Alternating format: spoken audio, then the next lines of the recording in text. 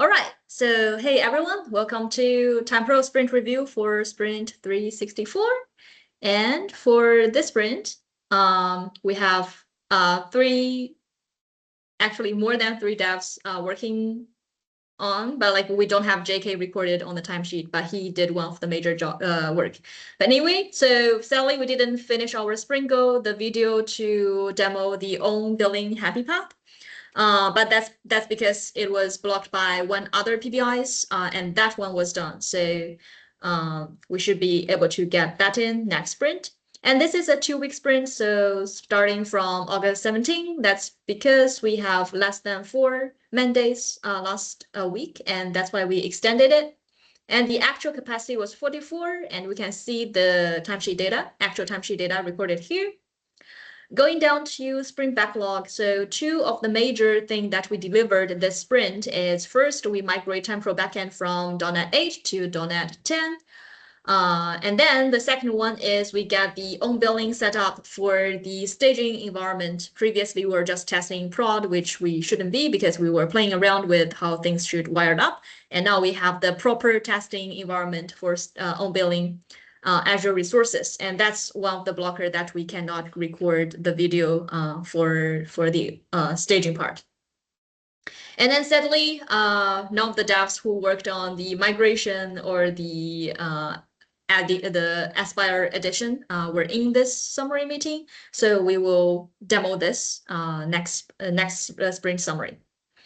And then for the parts that we can demo, so first one is this bug, unclear warning when linked to 0 invoice has been deleted. So previously, when we have a 0 invoice in TimePro created, sync to 0.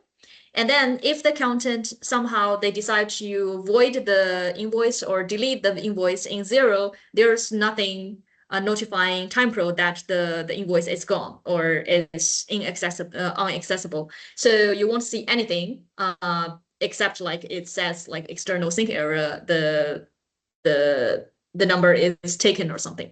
Now we have improved the message. It clearly says that your invoice has been voided, and then you need to contact the accountant to see if we need to delete this invoice and create a new one if necessary. So that's one of the improvement on the user experience side. The other 2, the bug, so timesheet CSV export doesn't work previously, now it's fixed, so you can actually work on that. And then the other one, I think Mike already seen.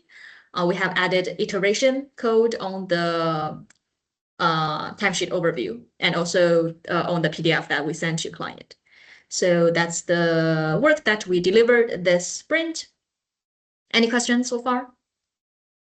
No, it's just worthwhile to say that that PBI was to do with what was seen in the video, because it was unclear that your done video didn't have that template, but now it's completely live what was demonstrated in the video. Yep.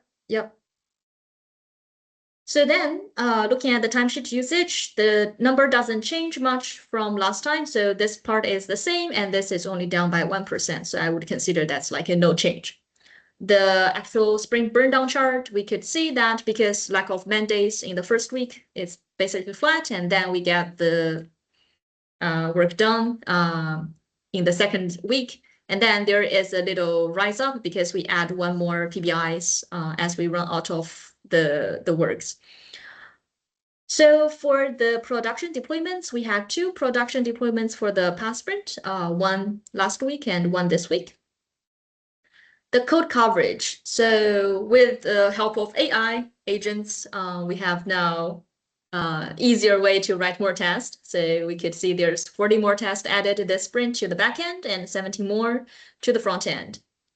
The code coverage varies as well. I think this one goes down by 9%. That's probably because not all unit tests cover like the code written. But then the good thing is that on the front end side, we have seen like a 5% rise on the code coverage. So build pipeline health. This part these are normal. This pass rate drop is because some of the merge, like the pull request, has failed the pipeline, but nothing happened on the master branch, on the main branch. The application health overview looks good so far. There's no like spike on failed request or such. So then going down to the state of epics. So even though we see like a 1% drop on the state of epics for this cross-billing epic, which we have been working on for more than 6 months so far, that's because we have created more PBIs as we worked on the development. So some are for the bug fixes and the others are for the optimization. But overall, we are actually making progress, even though the progress percentage goes down. And then coming down to AI usage, I will hand over to Jeffrey. Thanks, Sylvia. So our usages have changed a little. So I still use Cursor and Claude Pro when I work internally, but for clients, I have Copilot now set up, used with Claude Sonnet 5. Sam is using Codex with Luna 5.6, which is new as well. There was a conversation with Mike about how to use these tools. So Mike brought some insights on how he orchestrates everything with these agents. And I think Sam is going to apply these feedback. And Sylvia uses Cloud Code with Opus 5. I think it was the same last week, right? Yes. Yeah, okay, so no change here. Okay, thanks.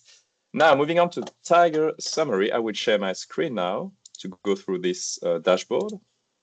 Let me know if you need me to zoom in a bit. From my end, it looks quite good. You good? Good. Awesome. So first page is the overview. So this is a summary of what we covered. I read it and it's everything that we talked about. So this is all correct down here. Next one will be the timeline. So this showed that Sylvia was the main speaker. She's a Scrum Master, so it makes sense. Michael is the second speaker. He's a PO, so this is actually good, having all his feedback and his view on and visibility on the project. And then Sam jumped in to give some technical details, and I was just there because I didn't work much on this sprint anyway. So this is all correct. Next one is the people and roles. So everyone gets 8 out of 10. I think this week AI was a bit unfair to Sam because Sam brought a lot of input in the sprint because he did some work on the migration, on the Aspire thing, and everything he mentioned was actually worth it. So I think, yeah, the tool is a bit harsh on Sam. I don't know why. But yeah, that's it. And I still find some of these comments funny. Like, I don't know. It seems to pick things that don't seem important, but yeah. I'm sure there's improvement to be done for this bit of the report. Now, insights, elephants in the room. So the obvious one is this on billing feature, which has been here since for 6 months now.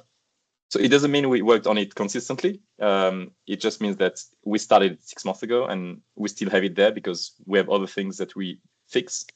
TimePro has a lot of, bugs and accountants always ping us for work. So it's frustrating, but it's also because TimePro is what it is. Like it's what everyone uses every day. So obviously we have a lot of work to do on it. But we're close to the end. The video should be in the hook on today or Monday. So yeah, we're seeing the end of the tunnel, which is what I've said for the last month. Second one is the production API key, which was lost. So this was a bit frustrating, and even sysadmin couldn't help us. So yeah, this was true as well. And the end-to-end testing that Mike asked today, this is something that hasn't been done yet because we didn't have the whole feature configured, but we will definitely work on this on the next sprint. And the last page is about the trends. So yeah, same thing as we just talked about, the on-billing feature, which is still there, the video that isn't done. So yeah, same stuff.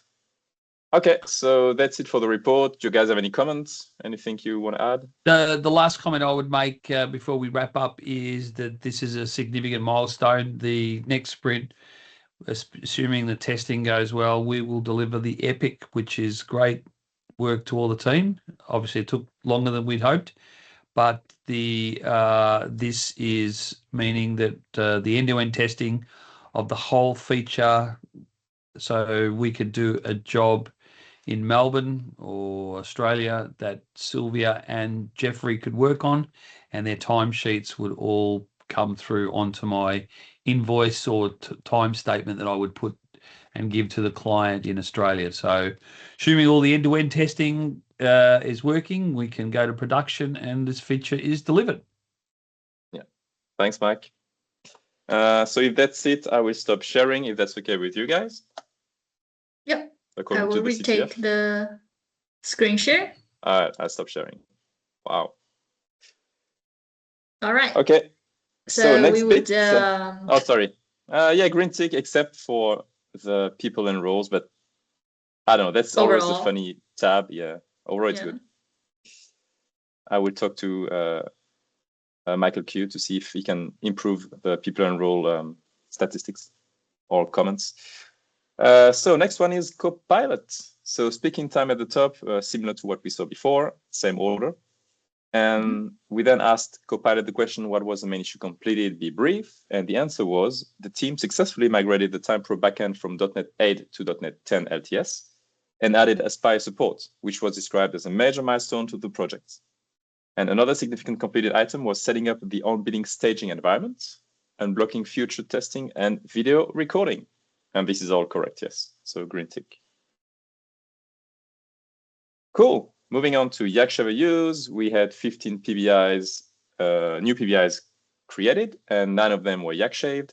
That's a ratio of 60% Yakshaved PBIs. And it says we only completed 2 over the last month. This is surprising, so we will investigate on this. Maybe it only counts Yakshaved PBIs and it doesn't count the others. But yeah, we'll have to look into that. Moving on to the retro. Now, we had a few went well. Sam mentioned the .NET 10 upgrade is now done, and Sylvia that we now have a testing environment for the on-billing feature, so we can do the video. This is awesome. A few didn't go well, so Azure credential setup was a bit hard with the sysadmin, and the project deployment key was lost. So this was frustrating and blocked us from the video. And also, we didn't do the goal. So yeah, hopefully this is done next sprint. It should be done. I don't see what else could block us, but you never know. And improvements that can be made is the on-billing docs mentioned by Sylvia. Yep. Any questions so far regarding the review part? Oh, nope. Okay, let's proceed to forecast. So for next sprint, we will have 2 sprint goals. So the first one is to make the video to demo the on-billing happy path. So then the testers or actual users, stakeholders could refer to that and start doing their unit like UAT testing. And so we could actually finally deliver the on-billing epic. And for next sprint, it will be a 1-week sprint. We will hopefully have Tom join us for 3 days on TimePro. And that means we will have more capacity for TimePro next week. And this is our planned backlog. So first, the 2 sprint goals, and then this is the suggested authorization implementation by JK. So now we don't rely on the deployment key, which should actually be rotating as well, but we are not doing that. And then the 2 brought over from this sprint, as well as 1 check to see if our on-billing work has an impact on the Power BI reports. So that's the planned work for next sprint. And then we also asked Copilot to summarize what is the main item to do next, be brief. And Copilot says main action point next is to complete and validate the on-billing epic by replacing the shared deployment key with Entra managed identity, recording the demo video, and performing end-to-end UAT test so that the epic can be delivered. I think it just summarized everything into this debrief. And yeah, land this plane, deliver the epic. Overall, I think it's accurate. So yes, so that's the forecast part. Any question, comments, additional? No, it's pretty good. No? Okay. I think we're all good for me. Big pat on everyone's head if we deliver this epic. Yep. Yeah, so if you want to check out this sprint summary again, you can always go to the SSW TimePro YouTube channel. And yep, thanks everyone for joining us. Thank you, Sylvia. Great meeting. Thank you, Sylvia.